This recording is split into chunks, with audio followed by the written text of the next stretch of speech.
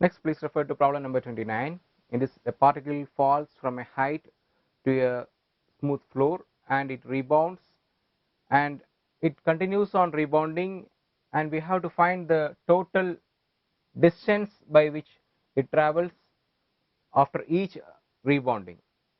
Now, which is nothing but h plus h1 plus h2, where h is the height for the first time it falls.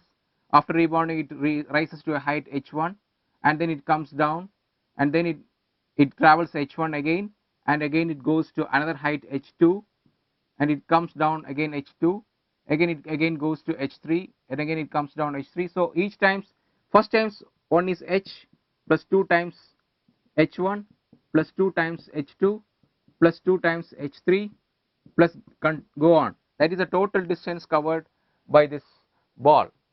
And now we have the coefficient of substitution is v2 minus v1 by u1 minus u2, where v2 is the final velocity of the ball, v1 is the initial final velocity of the floor which is at rest, u1 is the initial velocity of the floor, u2 is the initial velocity of the ball.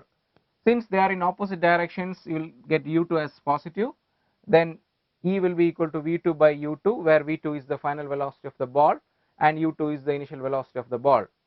And we know that the motion in a straight line formula, v square is equal to 2gh, that is u is equal to 0 for a dropping body, and hence v is equal to root of 2gh. And you know that you put in this equation E is equal to v2 by u2, so that becomes root of h1 by h2.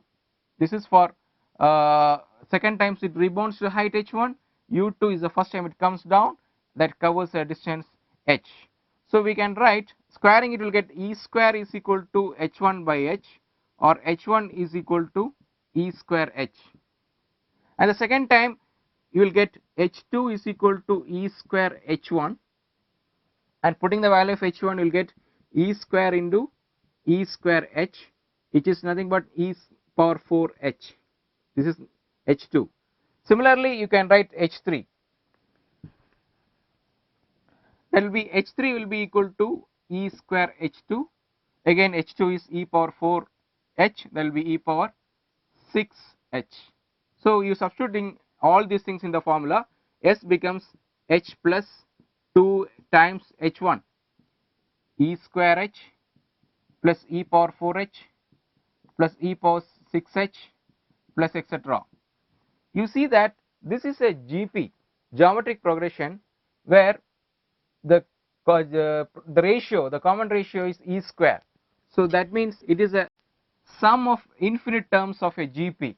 This is S is equal to h plus 2h times first term by 1 minus the common ratio, which is E square.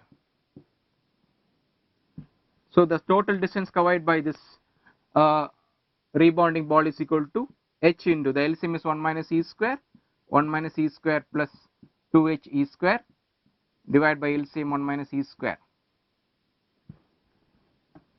This is equal to h into 1 minus E square plus 2 E square by 1 minus E square.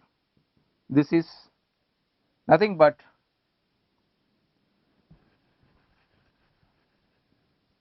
S is nothing but h into 1 plus E square by 1 minus E square. So the answer is option number 1.